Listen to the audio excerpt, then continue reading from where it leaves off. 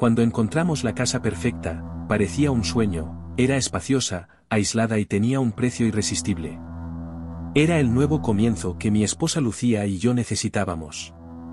Todo parecía tranquilo, hasta que pequeños detalles empezaron a llamar nuestra atención, luces que parpadeaban, sonidos inexplicables y una puerta metálica en el sótano que no debería estar allí. Cada descubrimiento nos arrastraba más profundamente hacia un misterio que nadie quería enfrentar. Poco a poco, nuestra casa de ensueño se convirtió en una pesadilla. Y las preguntas que no dejaban de rondar mi mente eran, ¿qué había detrás de esa puerta? ¿Y será que ya era demasiado tarde para escapar? La casa embrujada. Cuando Lucía y yo decidimos mudarnos, parecía el comienzo perfecto. Nuestra vieja casa estaba demasiado cerca de su familia, y, siendo sincero, yo necesitaba un poco de espacio, tanto mental como físico. Sin hijos, solo nosotros dos y nuestra fiel labradora negra, Lola, una casa más grande en medio de la nada parecía ideal. Encontramos un lugar con mucho espacio y un precio que parecía demasiado bueno para ser verdad. Soy electricista, así que no tuve problemas en solucionar los pequeños arreglos que la casa necesitaba. Pasaron las semanas, y la vida parecía tranquila.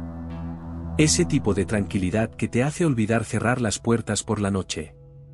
Pero, como dicen, las cosas que parecen demasiado buenas para ser verdad, generalmente tienen un precio.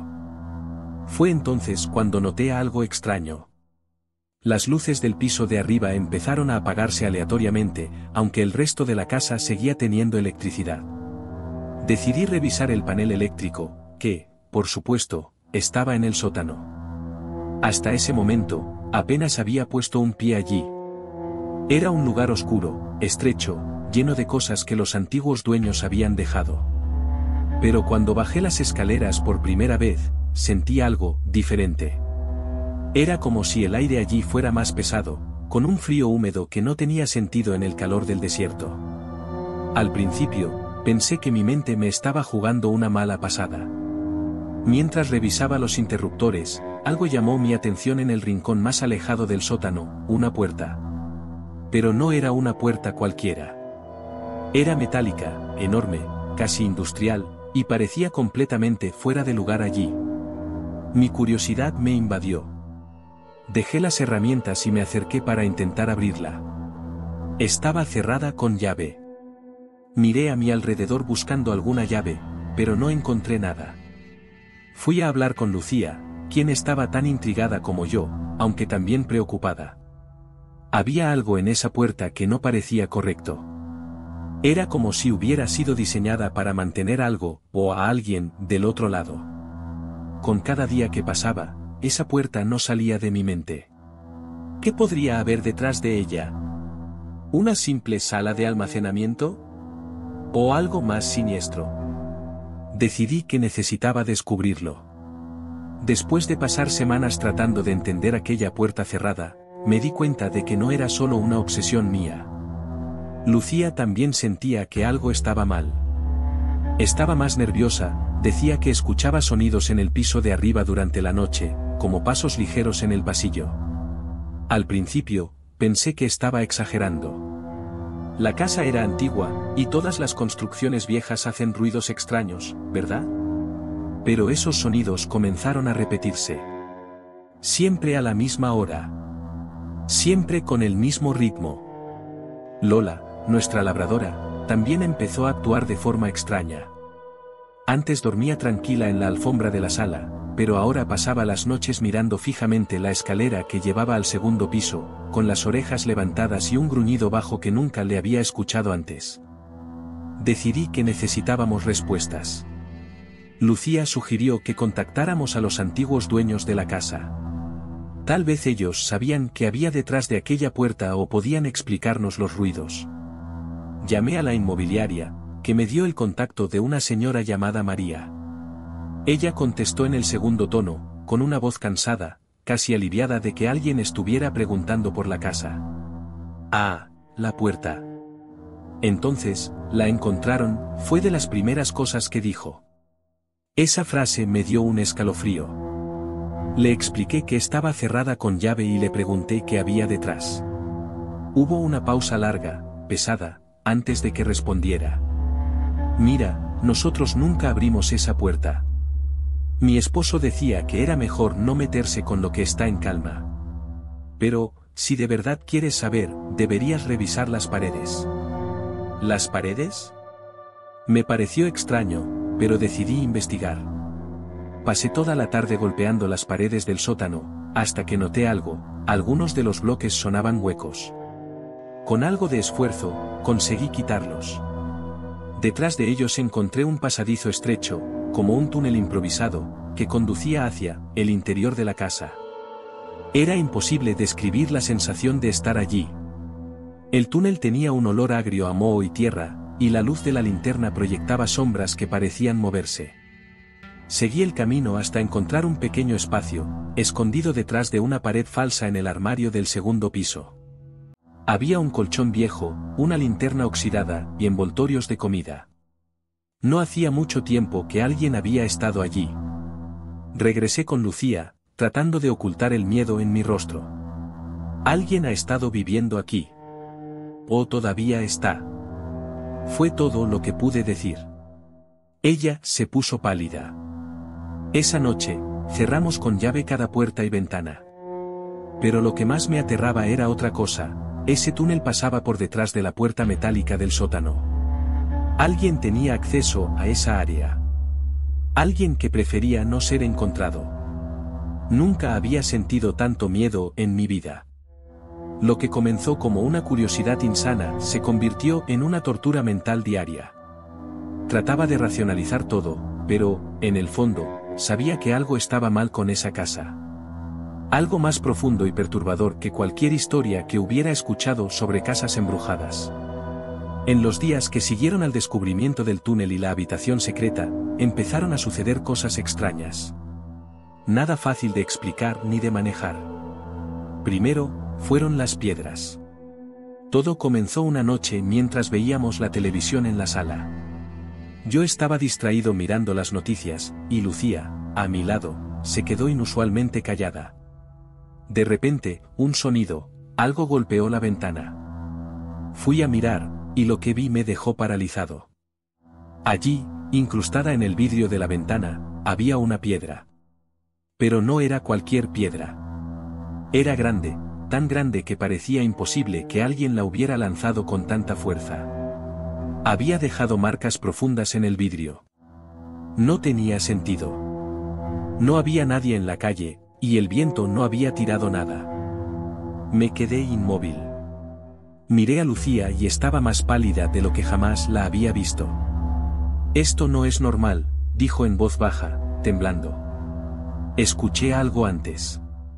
Un susurro, un sonido que venía de afuera. Como si alguien nos estuviera vigilando. Intenté calmarla, diciéndole que era solo una coincidencia, un incidente aislado. Pero, en el fondo, sabía que había algo más. Algo que la lógica no podía explicar. La noche siguiente, las cosas tomaron un giro aún más macabro. Estábamos acostados en la cama, tratando de olvidar lo que había pasado, cuando escuchamos un estruendo proveniente del piso de abajo. Me levanté de inmediato y fui al pasillo. La casa parecía respirar, con sonidos que venían de cada rincón.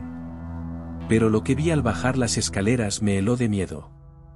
La puerta del sótano estaba abierta. Y no solo eso. La pared alrededor de la puerta, que antes estaba intacta, ahora estaba llena de marcas y grietas profundas, como si algo o alguien hubiera intentado forzarla. Y lo peor de todo, afuera había huellas. Rastros de barro, como si alguien hubiera salido del sótano y caminado por las escaleras de la casa, dejando su marca por todas partes. Dios mío, ¿qué está pasando aquí? Lucía estaba desesperada, y con razón. Porque esto ya no era algo que pudiera controlar. Algo mucho más siniestro estaba sucediendo. A la mañana siguiente, decidimos llamar a la policía. Cuando llegaron, estaban escépticos, como cualquier oficial estaría frente a una historia tan absurda. Pero al ver las marcas en las paredes y el estado de la puerta del sótano, empezaron a cuestionarse qué podría haber ocurrido. Revisaron la casa de arriba abajo, pero no encontraron nada concreto que explicara lo que pasaba. Ningún intruso. Ningún signo de invasión. Incluso dijeron que podría tratarse de alguien lanzando piedras solo para asustarnos, pero yo sabía que era más que simple vandalismo. Sin embargo, lo que ocurrió en las semanas siguientes me hizo entender que estábamos enfrentándonos a algo que iba más allá de un simple misterio o acto de vandalismo. Las piedras comenzaron a aparecer todas las noches. Ya no era una sola, eran varias. Todas golpeando las ventanas en perfecta sincronía, como si una mano invisible las lanzara desde afuera. Y, por más que intentáramos cerrar puertas y ventanas, los ataques no cesaban. Cada ventana rota, cada marca en las paredes, todo parecía un mensaje que no podía descifrar. Una noche, mientras el viento aullaba afuera, escuché algo que jamás olvidaré. Era un sonido de golpes en el techo. No en las paredes, sino en el techo. Golpes rítmicos.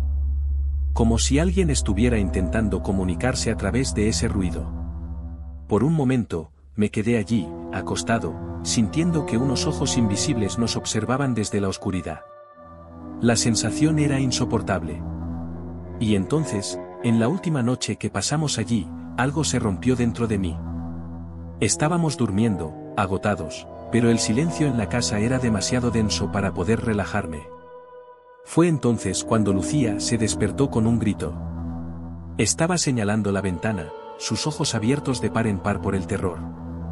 Afuera, a la luz de la luna, había un rostro. Un rostro pálido y vacío, observándonos desde la ventana del segundo piso. No era posible. La ventana estaba cerrada con llave. Estaba seguro de eso.